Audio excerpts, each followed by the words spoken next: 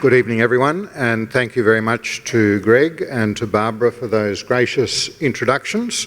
And might I join you in acknowledging the Darug people on whose lands we meet this evening. As you've heard from that gracious and lengthy introduction from Barbara, I have received a number of awards in life, but never the award of speaking at the Panthers Club. So it's great to be here and with such an audience.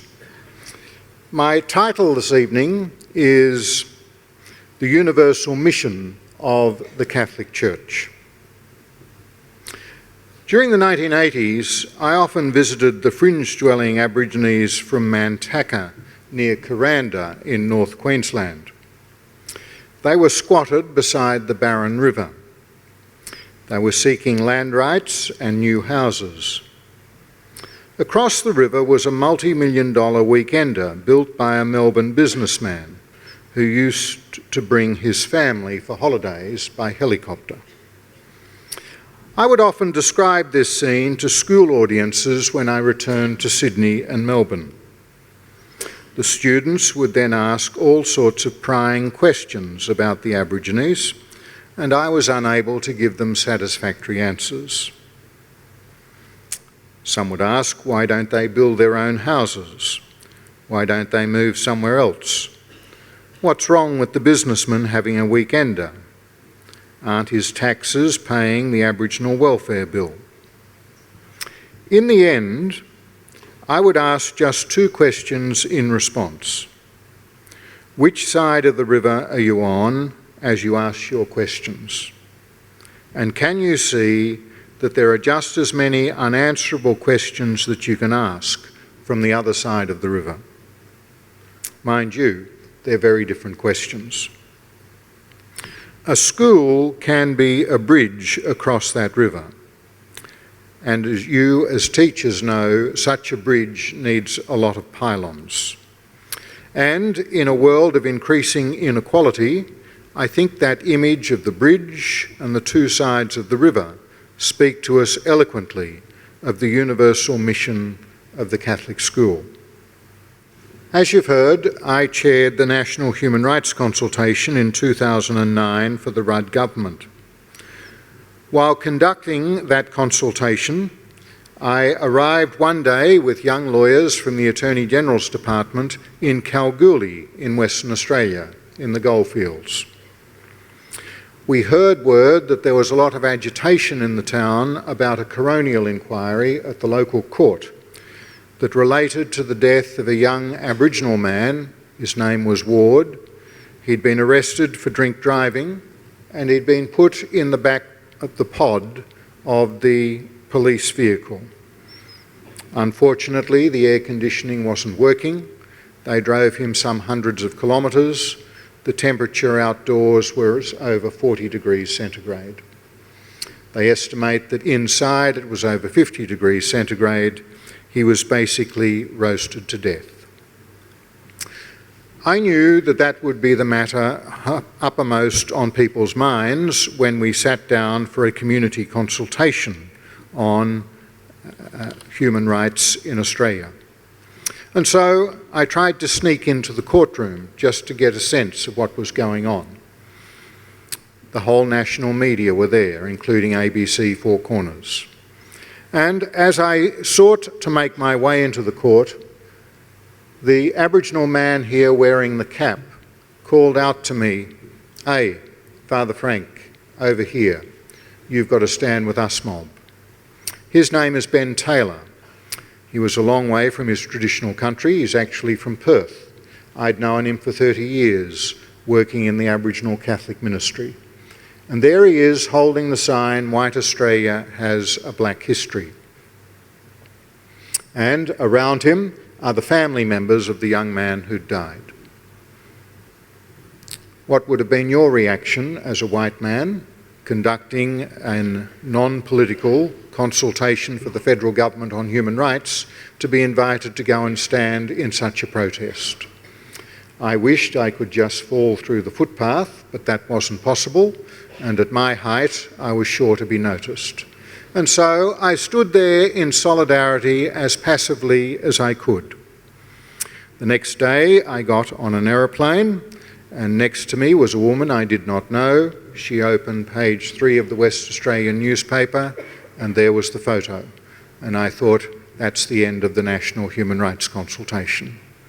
Fortunately, it wasn't, but this is the one photo that the Attorney General's Department would not permit to be published in the report on human rights in Australia in 2009.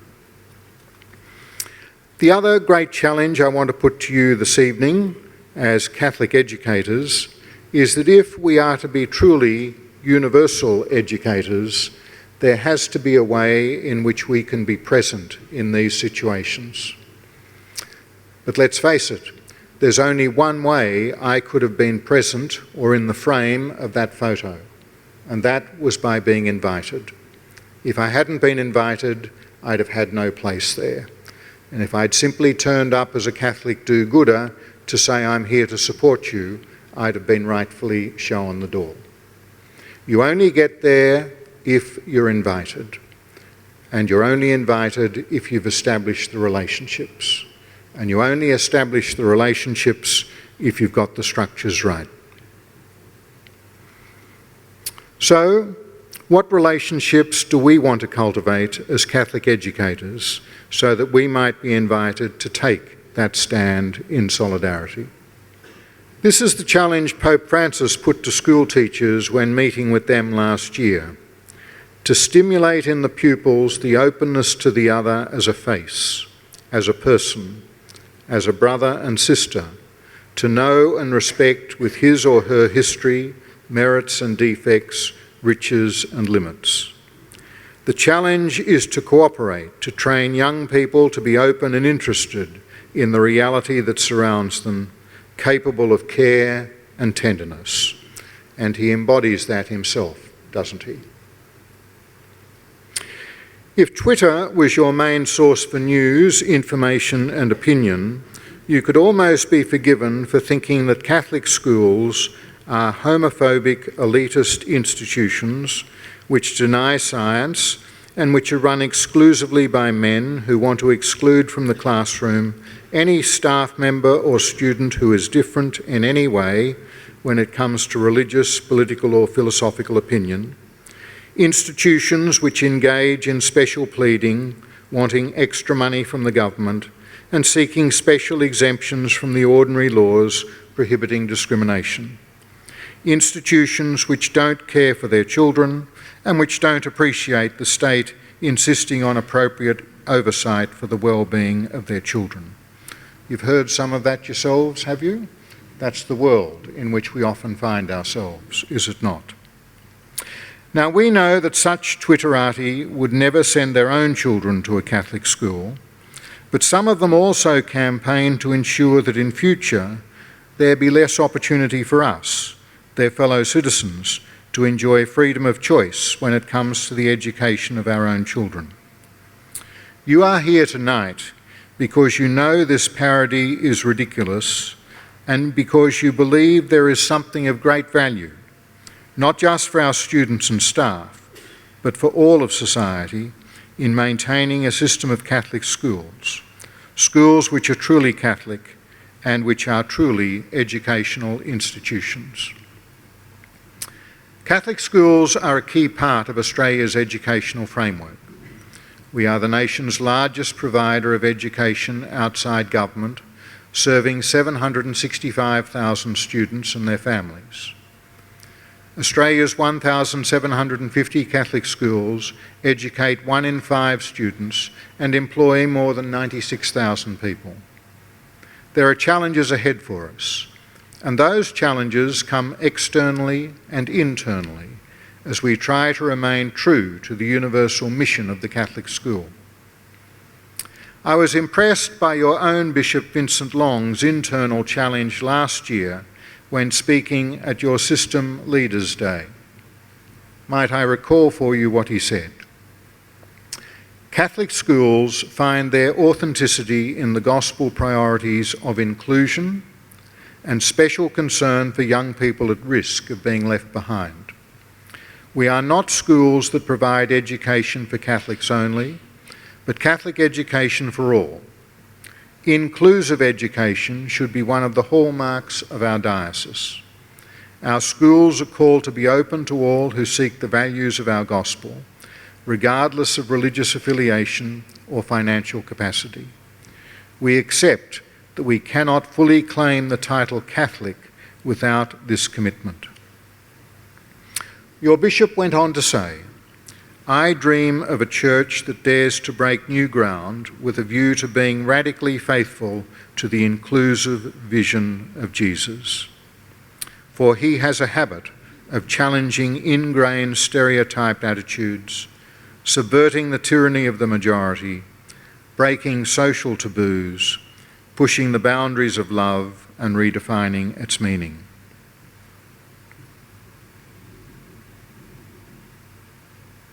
Responding to this sort of episcopal challenge, which is true to our tradition and attentive to our contemporary context, we take great inspiration from the late Anne D. Clark, whom we honour with this annual oration on Catholic education in the Diocese of Parramatta.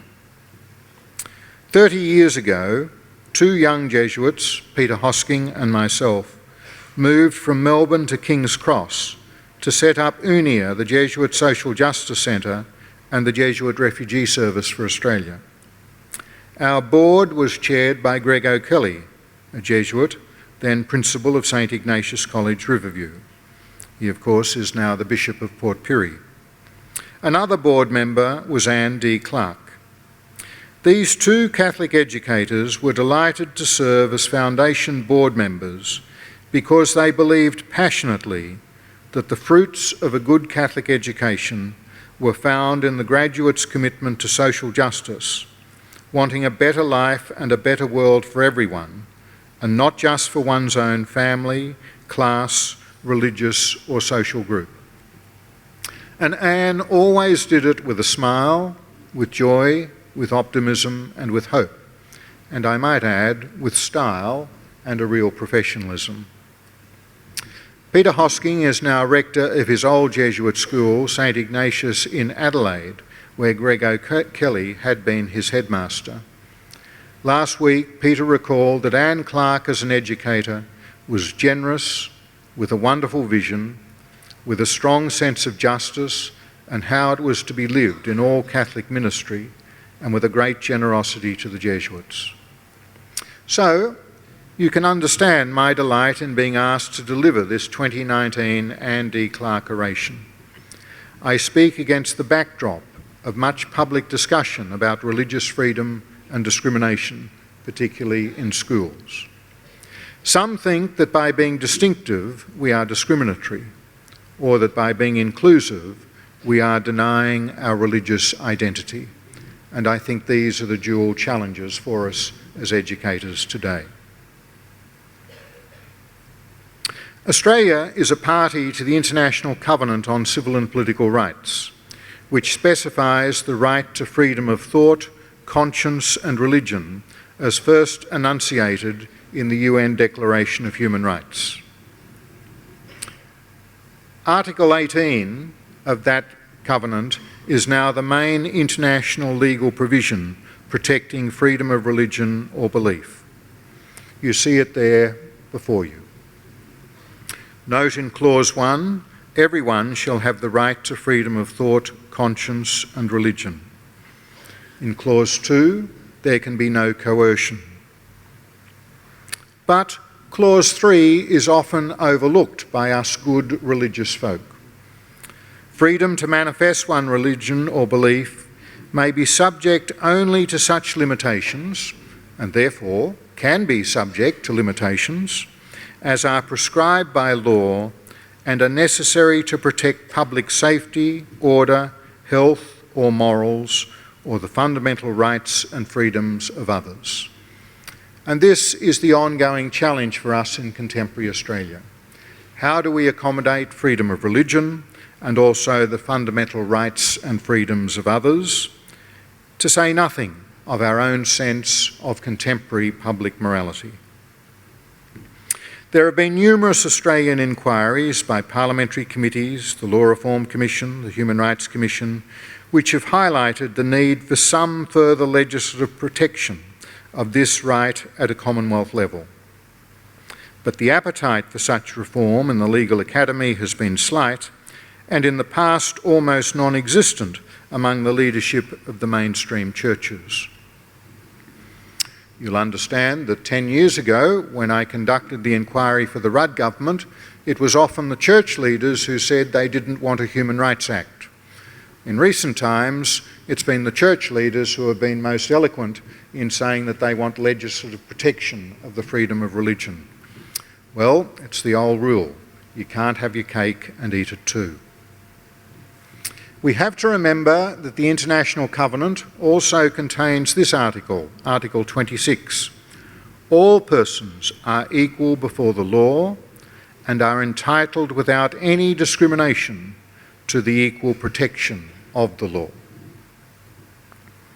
The most recent report of the Special Rapporteur on freedom of religion and belief to the United Nations Human Rights Council stated this: the jurisprudence of the Human Rights Committee and the regional human rights courts uphold that it is not permissible for individuals or groups to invoke religious liberty to perpetuate discrimination against groups in vulnerable situations, including lesbian, gay, bisexual, transgender and intersex persons, when it comes to the provision of goods and services in the public sphere. In the wake of the same-sex marriage plebiscite, the Australian challenge has been to strike the right balance between the right to freedom of religion or belief for religious educators and the rights to equality and non-discrimination for teachers and students. If we had an Equality Act in Australia, we might consider the need for a Religious Freedom Act. As we have a Sex Discrimination Act, which deals with discrimination on the basis of various criteria, including sexual orientation, it's desirable that we at least have a Religious Discrimination Act. As you've heard, I served on the Ruddock Committee set up after the same-sex marriage plebiscite. We provided our expert panel report to the Turnbull government in May 2018. It was a new experience for me to work as closely as I did with Philip Ruddock, because some of you will know, back in the 2000s, I was often in strong conflict with Philip Ruddock over his specific solution in relation to refugees and asylum seekers. I remember one day during one of our consultations in the Ruddock inquiry where one group was getting particularly upset and Mr. Ruddock said to them, "Look, you have to learn to compromise in life. You've got to get on with each other. Look at Father Brennan here. He wouldn't speak to me for years, and now we're working well together." Later I told Philip that it was for very good reason that I had very strong reservations about what he'd done over those years, but yes, we came to work well together. When we brought in our recommendations of the Ruddock Review, you'll be aware that our report was not released for many months. The delay in release of the report and the shambolic handling of its publication highlighted the political problem with our recommendations.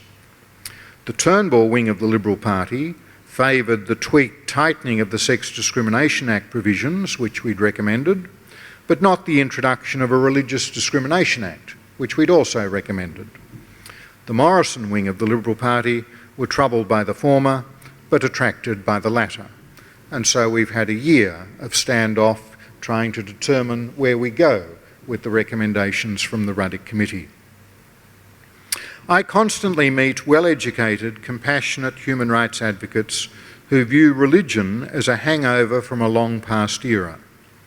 While conceding that human rights are universal and inalienable, indivisible, interdependent and interrelated, they basically think that freedom of religion is more trouble than it's worth, a hangover from a past era. They find religious belief and practice marked by notions of tradition, authority, ritual and permanent commitment, both mystifying and counterproductive. They prize individualism, freedom, personal autonomy and non-discrimination.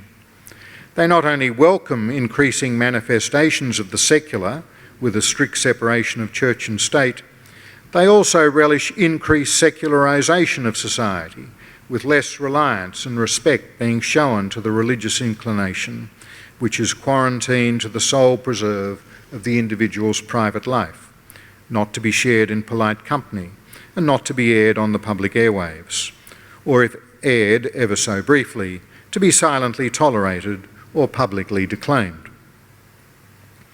Both sides of politics are agreed that it's time to repeal some of the provisions of the Sex Discrimination Act which allow a religious educational institution to discriminate against a student on the basis of sexual orientation, gender identity, marital or relationship status or pregnancy. I welcome this bipartisan commitment of our Parliament. Just before Christmas, there was great agitation in our Parliament about the ongoing capacity of educational authorities to discriminate against gay kids. Senator Penny Wong introduced a bill setting out how this discrimination might be outlawed. I think her approach was basically correct, but I do think there's a need to ensure that we are able to teach our doctrine. So my one substantive addition to Penny Wong's bill would be a provision along these lines. It is no detriment to a student for a teaching authority to engage in teaching activity if that activity is basically done in good faith and is consistent with the religious tradition of the church or institution. Religious schools should not be able to discriminate against students on the basis of their sexual orientation or gender identity. And I presume you as Catholic educators would not want to do so, and you think it's something of a parody of our situation that people publicly say that we would. But religious schools should remain free to teach their doctrine respectfully and reasonably, in season and out of season. I'm one who doesn't want to see the government in the classroom determining what can and cannot be taught from either the Bible or the Quran. And the law should make this perfectly clear. We all need to concede that some religious teachings can be confronting and upsetting, but it is not for the state to rewrite the Bible or the Quran. Let me take an example that has absolutely nothing to do with sexuality. As you know, Jesus was fearless in his condemnation of wealth. Truly, I tell you, it's hard for someone who is rich to enter the kingdom of heaven. Again, I tell you, it is easier for a camel to go through the eye of a needle than for someone who is rich to enter the kingdom of God. As an aside, I remember when I joined the Jesuit order, we had an elderly novice with us who'd been a very successful businessman. He used to get very upset by this verse whenever it was prayed at community prayer. And he used to like to point out that he had it on good authority that the camel being referred to and the eye of a needle was a small gate on the outskirts of Jerusalem. And he had it on good authority that with a little bit of manoeuvring it could be done. So we all have our own ways of dealing with scriptural interpretation, don't we? Church schools have to remain free to teach this doctrine, even to the wealthiest children privileged to attend private schools with high fees. This doctrine can be taught respectfully and reasonably, even though it's in stark contrast to the lifestyle of many of these students and their families. So too, the teaching of Jesus about marriage and divorce.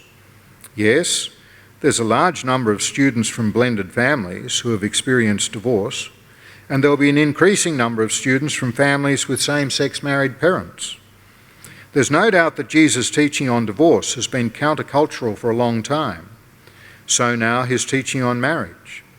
A Catholic school must be guaranteed the freedom to teach what Jesus taught, respectfully, reasonably, and counterculturally. Respectfully, because the dignity of all persons must be affirmed. Reasonably, because a school has a fundamental educational purpose. And counterculturally, because many of the things Jesus taught will never appear in the political manifestos of either the Liberal Party or the Labor Party. And in fact, some of them won't even appear in the manifesto of the Greens. As an expert panel, the Ruddock Review noted that 4 of the 9 Australian jurisdictions allowed religious schools to discriminate against students on the basis of their gender identity or sexual orientation, and 4 did not. And we basically came to the view that this sort of discrimination should be stopped, or at least very tightly restricted. In terms of the discretion that might be exercised, I think it's not a matter of discriminating against prospective employees with particular attributes when it comes to looking at employing our staff. It's a matter of being free to select staff who espouse the ethos of the educational institution, regardless of their particular attributes. Just as the Greens ought not be required to employ a coal merchant, a Catholic school ought not be required to employ an anti-Catholic activist. We've had a good example of the appropriate exercise of hiring discretion in recent weeks at St Gregory's College here in Campbelltown. 20-year-old Josiah Falau had been a very popular school captain at the school. In recent times, he's been employed casually in the boarding house at the school, while also doing some tutoring in religious studies. Now, it seems that Josiah has undergone something of a religious conversion, leaving behind his more traditional Catholicism and signing on with the Truth of Jesus Christ Church in Kenthurst, his family church, which has come to national prominence through his rugby fullback relative Isaiah.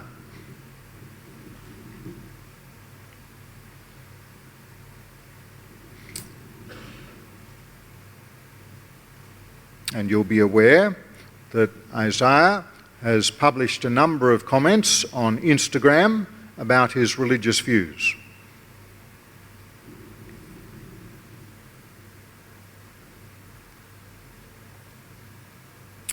Josiah has published his comments, which are also very disparaging of our church and practice. For example, he says, "The Mass is a paganistic ritual rooted in heresy, evil and devil worship. That the Catholic Church, the Church is false and filled with lies, and that homosexuality is a sin worthy of death." Josiah readily accepted that ongoing casual employment in a Catholic school was no longer an option for him, and I don't think it was. And I think under the Australian legal system it's appropriate that his casual employment be brought to an end, hopefully by mutual agreement and with no antipathy. And I understand from the school that's been exactly the situation. He and the school principal had a perfectly civil discussion about the matter. He was assured that St Gregory's is his alma mater and always will be.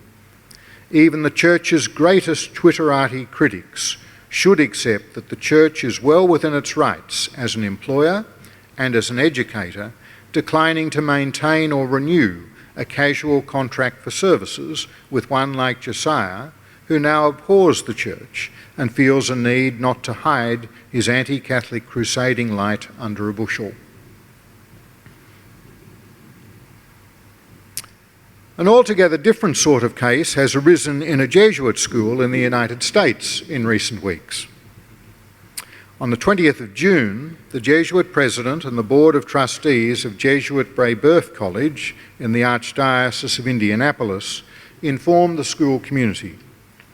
Brébeuf Jesuit has respectfully declined the Archdiocese's insistence and directive that we dismiss a highly capable and qualified teacher due to the teacher being espoused within a civilly recognised same-sex marriage. The Jesuit Provincial has backed up his Jesuit President and the school board, expressing appreciation of the teacher. This is what the Jesuit Provincial has written. "Consistent with long tradition in our church, Brébeuf Jesuit, with my support as Provincial, respects the primacy of an informed conscience of members of its community when making moral decisions. We recognise that at times some people who are associated with our mission make personal moral decisions at variance with church doctrine. We do our best to help them grow in holiness, all of us being loved sinners who desire to follow Jesus." The Archbishop of Indianapolis has decreed that the school can no longer describe itself as Catholic and has restricted the Jesuits from celebrating Mass in the school for special events, including the opening of the school year.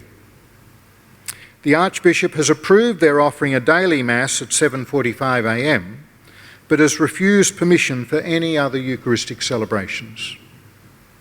The school president has now informed the school community, in lieu of celebrating the Mass of the Holy Spirit as a traditional opening of the school year Mass on Thursday, August 15, our Babeuf Jesuit community will call upon the blessings of the Holy Spirit in our school community for this academic year by holding a school-wide prayer service during the school day.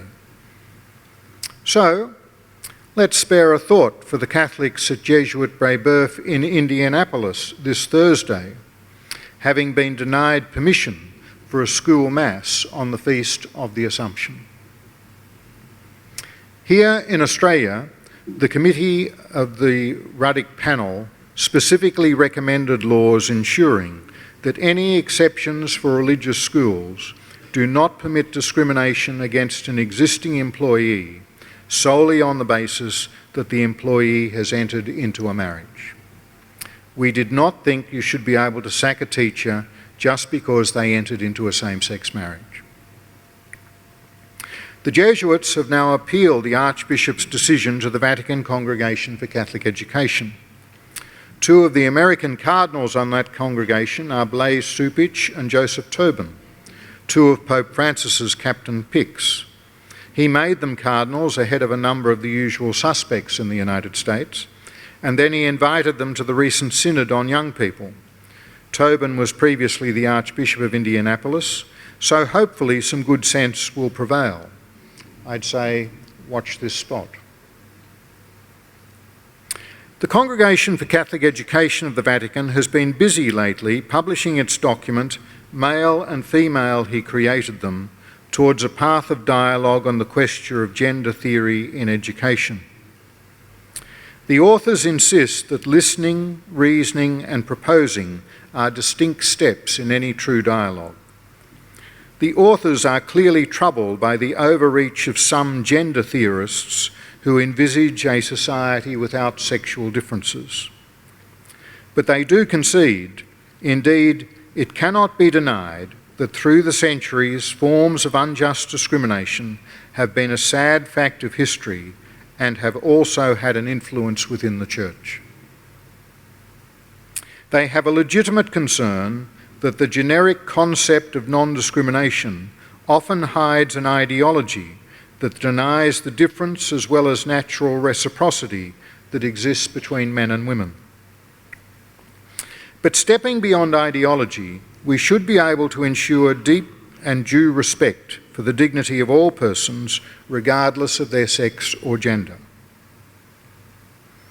I would suggest that perhaps the congregation itself has fallen prey to its own ideology when it states the following: efforts to go beyond the constitutive male-female sexual difference, such as the idea of intersex or transgender, lead to a masculinity or femininity that is ambiguous, even though in a self-contradictory way, these concepts themselves actually presuppose the very sexual difference that they propose to negate or supersede.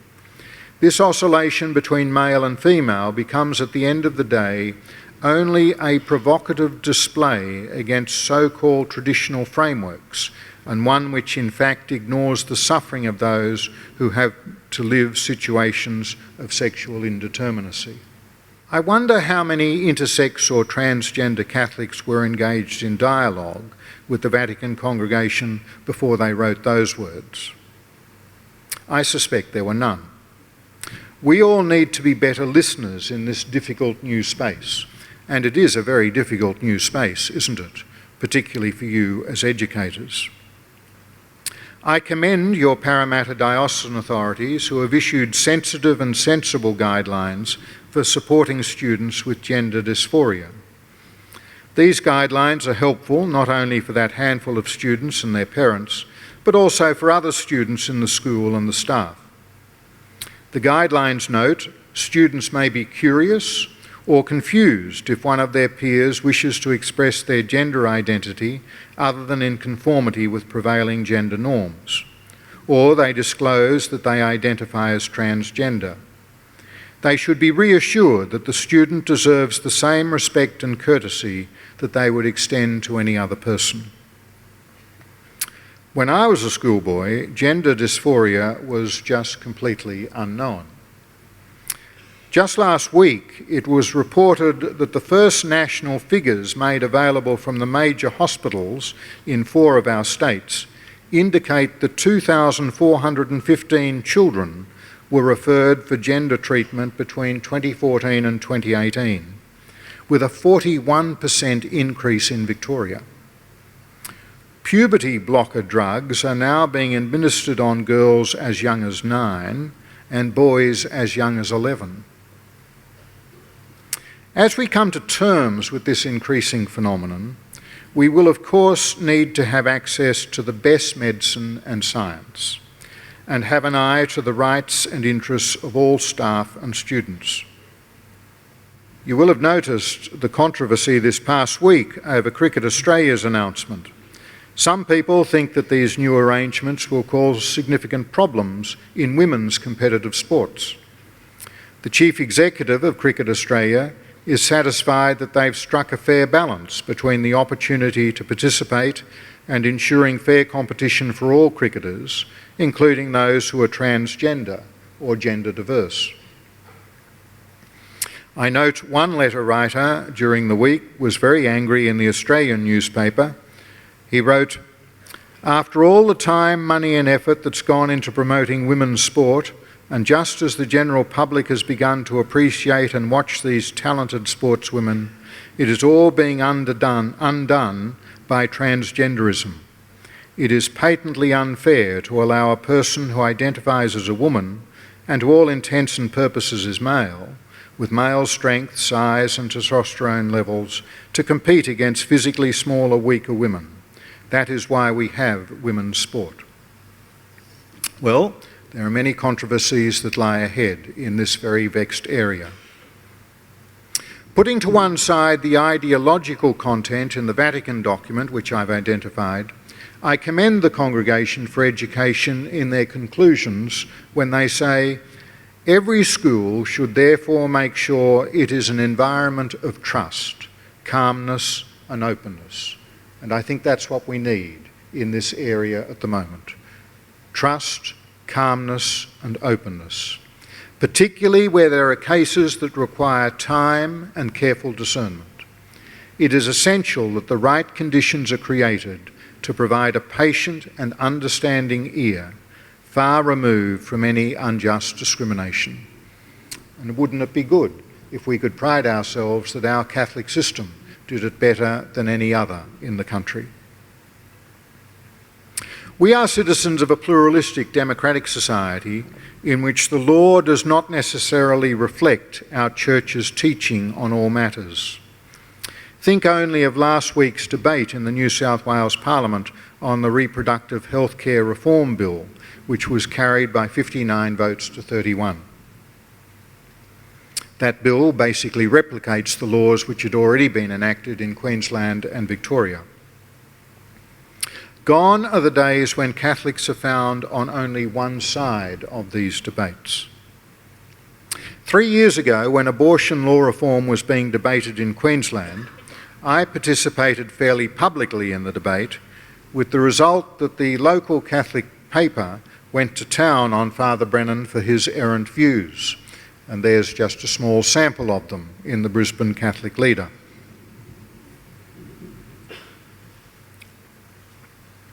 In part, I replied, pointing out that the letters page, which had done me in basically, had been published on the feast of St Ignatius Loyola, the 31st of July of that year, and it included 5 letters critical of the evidence that I'd given before the Parliamentary Committee.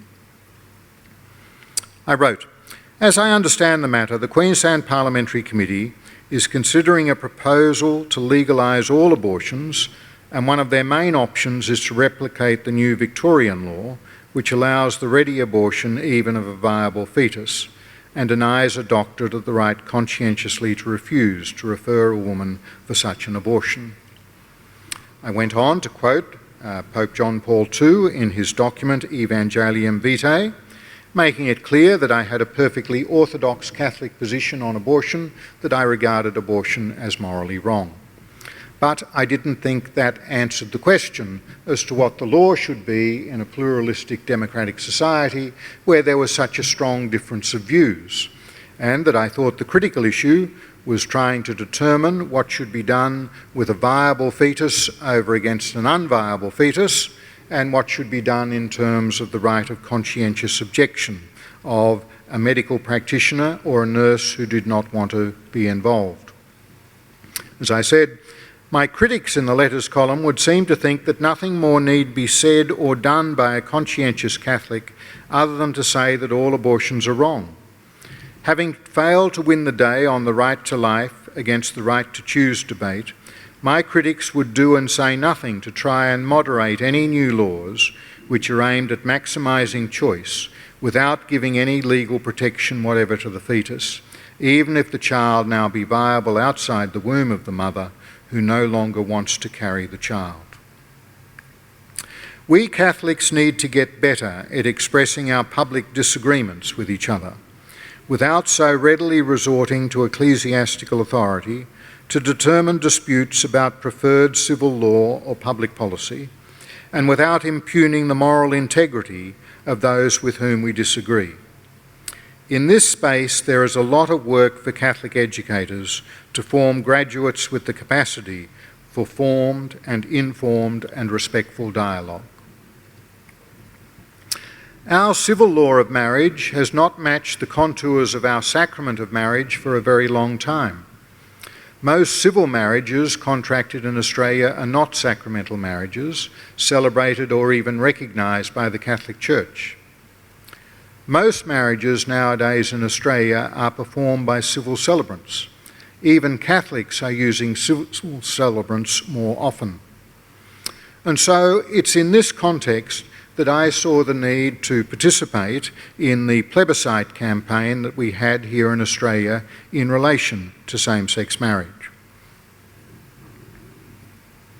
During the plebiscite campaign, preceding the legislation recognising same-sex marriage, I received a letter from one bishop relaying a complaint from someone who objected to my stating publicly that I would vote in favour of civil recognition of same-sex marriage. The bishop wrote, "I realise that you will probably also have had many communications congratulating you on distinguishing yourself from the Church on this matter." In response, I assured him that the overwhelming expressions of gratitude and congratulations had come not from people outside the Church, thinking I was distinguishing myself from the Church on this matter. They came from Catholics grateful that a priest had been prepared to give expression to what they themselves thought, and in good faith, congratulating me on putting a position which assured them that they were still members of the Church in good standing, despite their strong disagreement with statements made by some of our bishops. I told the bishop in response about a woman unknown to me who approached me at a public event. She clasped my hand and thanked me profusely, saying, "I am one of those Catholics who's holding on just by a thread, and you are that thread. Thanks so much for all you do and say." Many well-educated and reflective Catholics have thanked me for making the Church sound credible and compassionate in the public square on this sort of issue. I said to the complaining bishop, "I readily concede that these people are not your preferred sorts of Catholic, just as the anonymous complainant in your letter is not my preferred sort of Catholic. But I think we need to accept that they are all Catholics in good faith. I appreciate that some of our bishops remain convinced that no Catholic in good faith could vote in favour of the civil recognition of same-sex marriages, and I fully respect them for that view. These bishops need to concede that a majority of Catholics in good faith who did vote, voted yes. The yes vote came in at 62%. We know that Catholics voted slightly more in favour than the general population. And that included some of our bishops, many of our priests, the majority of the flock, and a large majority of our federal politicians who are Catholic. Archbishop Mark Coleridge, an accomplished scripture scholar and now president of the Australian Catholic Bishops' Conference, got it right, in my opinion, when he was interviewed on national television during the plebiscite campaign. He was asked by David Spears, who in my opinion is the most competent television journalist in the press gallery in Canberra on Sky News, he asked how Catholics could vote. And this is how Archbishop Coleridge responded. Catholics, we're a big mob. Anyone who thinks we're monolithic does not know the Catholic Church. It's like herding cats. Catholics are going to vote yes, some are going to vote no, some are not going to vote at all. Some are going to vote yes for one reason, some for another, ditto with no. To think of a Catholic vote all going one way is just naive. Of course it's possible to vote yes. It depends on why you vote yes. It's possible to vote no, but equally it depends why you vote no. And we've seen some awful stuff on both sides of the debate, or all sides of the debate, because there aren't just two sides. As a Catholic, you can vote yes or you can vote no. I personally will vote no, but for quite particular reasons. But I'm not going to stand here and say you vote no and you vote yes and you're a Catholic, you'll go to hell. It's not like that. Well, a generation ago, it used to be like that. And you might remember we were even told how we should vote for a particular political party. Those days have gone, and thankfully have gone forever. No matter how one might vote on such an issue, we all need to accept that the civil law of marriage can permit the exclusive committed relationship of any two persons to be legally recognised, granting the couple endorsement and respect for their relationship and for their family. I took great heart at the time from the pastoral letter of your own bishop, who wrote in his pastoral letter to you all, "Throughout much of history, our gay and lesbian brothers and sisters have often not been treated with respect, sensitivity and compassion. Regrettably, the Church has not always been a place where they felt welcomed, accepted and loved. Thus, regardless of the outcome of the survey, we must commit ourselves to the task of reaching out to our gay and lesbian brothers and sisters, affirming their dignity and accompanying them on our common journey towards the fullness of life and love in God." The civil recognition of same-sex marriage provides new challenges for Catholic educators, wanting to embrace new horizons for justice and solidarity, working out how best to accommodate all students, including those being brought up by same-sex couples and those who identify as LGBTI, and how best to treat all staff, including those who enter into a civil same-sex marriage. We are entitled to teach our doctrine, including our doctrine on marriage.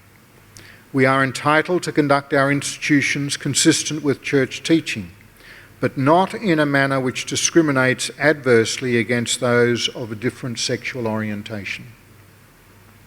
We should treat them in the same manner as those of a heterosexual orientation.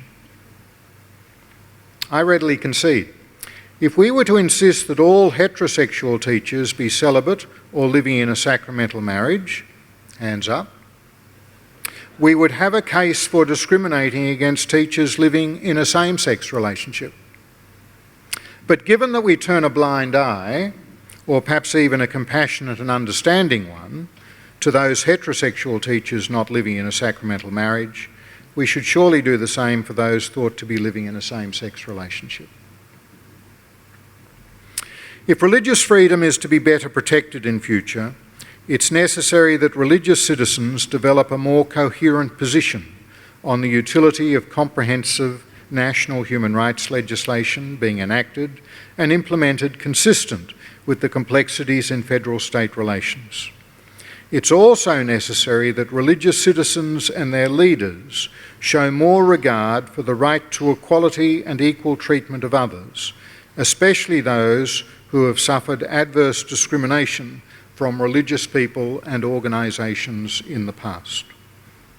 When Pope Francis met with the Vatican curial officials before Christmas 2 years ago, he told them, "Christmas reminds us that a faith that does not trouble us is a troubled faith.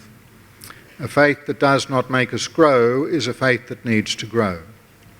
A faith that does not raise questions is a faith that has to be questioned. A faith that does not rouse us is a faith that needs to be roused. A faith that does not shake us is a faith that needs to be shaken. Indeed, a faith which is only intellectual or lukewarm is only a notion of faith. It can become real once it touches our heart, our soul, our spirit, our whole being. As Angelus Silesius wrote in The Cherubic Wanderer, he said, "It depends solely on you. If only your heart could become a manger, then God would once again become a child on this earth." Imagining new horizons for justice and solidarity, let's ask ourselves, is my school a manger where God is daily manifest in the children of this earth? Are our students bored with Catholicism because our own faith is only intellectual or lukewarm? Do I really believe that my faith can become real, touching my heart, my soul, my spirit, and my whole being? To seek out new horizons for justice and solidarity, we need to follow those signs of faith, being practically grounded in hope and all-inclusive in love. I plead with you to recall those great words of the prophet Isaiah. "The Spirit of the Lord is upon you, because the Lord has anointed you to proclaim good news to the poor. He has sent you to bind up the broken-hearted, to proclaim freedom for the captives, and to release from darkness the prisoners, to proclaim the year of the Lord's favour, and the day of vengeance of our God, to comfort all who mourn."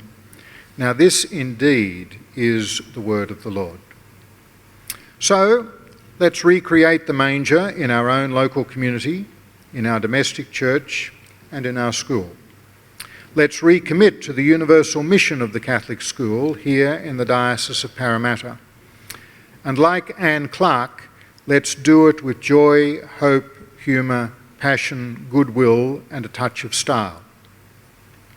I had the great pleasure of meeting Pope Francis a while ago there in Rome, and I gave him a bottle of the Jesuit Seven Hill wine. And I said to him, "Vino Jesuita Australiano." He said, "Aqua Sacra, thank you, holy water." And you can see on either side of me in that photo, young married couples. On my right was an English couple who didn't realise that they had to bring their marriage clobber with them. Those from South America came dressed to the nines, and so they went out and bought fresh T-shirts. "Just married, please bless us." And as you can see, Pope Francis seemed to enjoy it. So let's proclaim this universal mission with great joy and hope for the future. Thank you.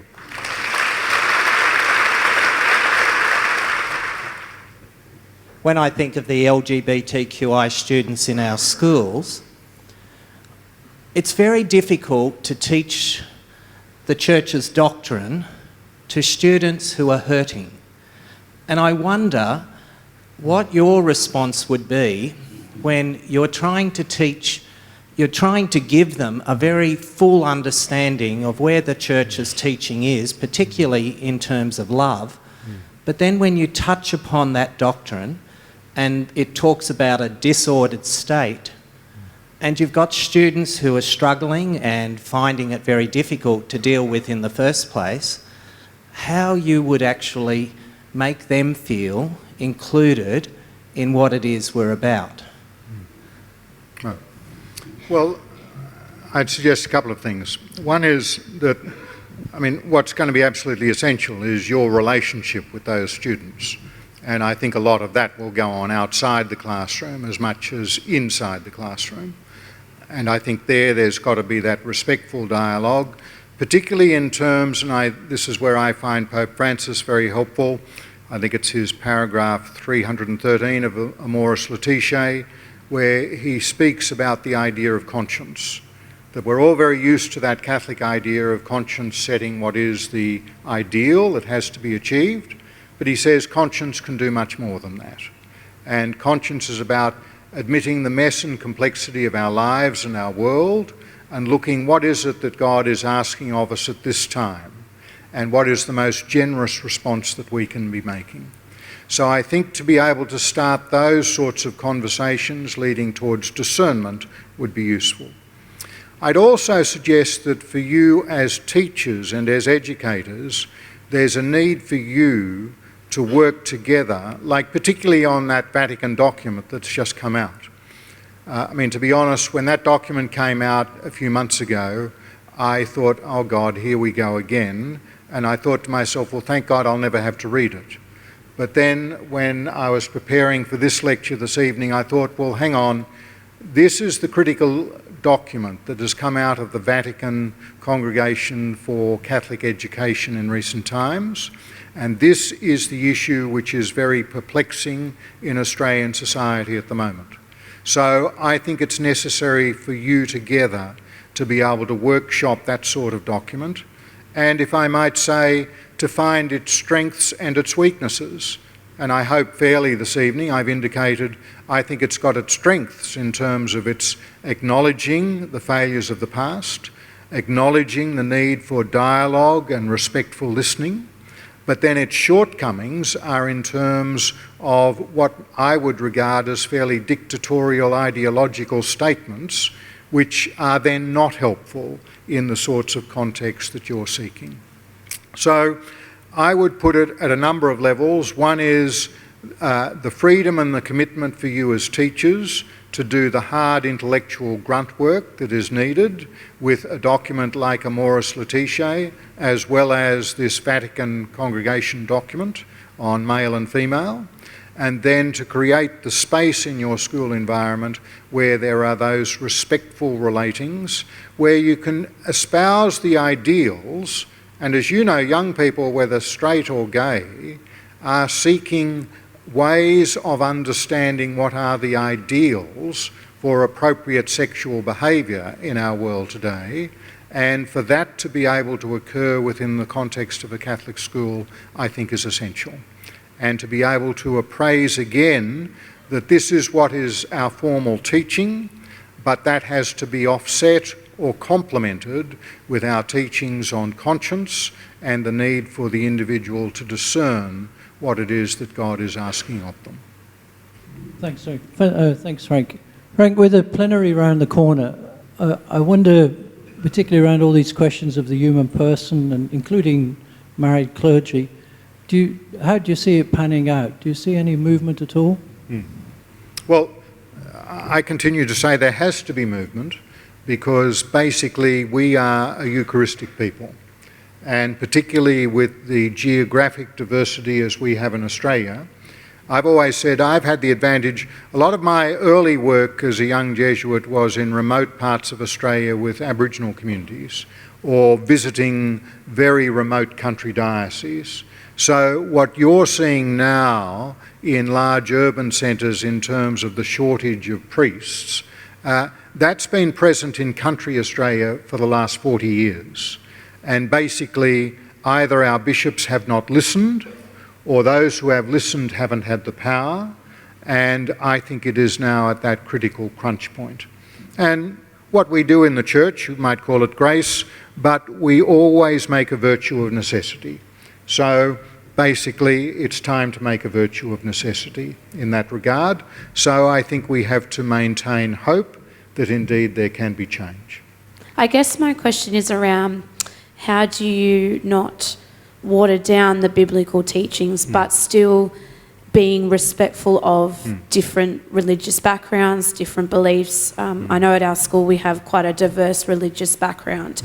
So it is important that they know the doctrine, but how do you not take away the value of that but still being respectful and in that space? Well, in short, by making sure you don't sell short the doctrine. And so make sure you know the biblical tradition. Make sure you know what is the formal teaching of the church. But then have the honesty with yourself before God and with your fellow staff and with your students to say, well, this actually doesn't give me the answer to everything as if it were a mathematical equation. And in the complexity of our world at the moment, it doesn't provide us with a complete roadmap for life. And what we are here to do is to rely upon God's grace and our support for each other in order to discern a way in which we can live more fully as the Christian community. Robert Feeney from McCarthy. I want to share a conversation I had with a dear friend of mine about he had been a friend for 10 years, and just the other day he came out as a bisexual, non-binary person. And we were talking about the question that you raised about the gospel values being at the core of his belief. He's a very good Catholic man. And the conversation sort of got to the point where he said, how am I going to reconcile this, who I am as a person and the Catholic values? He said, and he ended the conversation by saying, I hope I never fall in love. What would you continue that conversation? What would be your next steps? I think my next step would be to say, I don't know about your Jesus, but a Jesus saying to me, I hope you never fall in love, doesn't quite fit the template of the Jesus I know. And so let's continue the conversation. And I might even, if I knew the person well enough, I might say, I would hope the day will come when you will fall in love. And then when you do fall in love, there will be all sorts of questions that you will be confronting. And if ever I could be any assistance, if only to be a sounding board, as you work through that, I'd be more than happy to be involved. But if not, I readily respect that. I respect your privacy and your dignity, and I would maintain the hope and even the prayer that one day you will fall in love.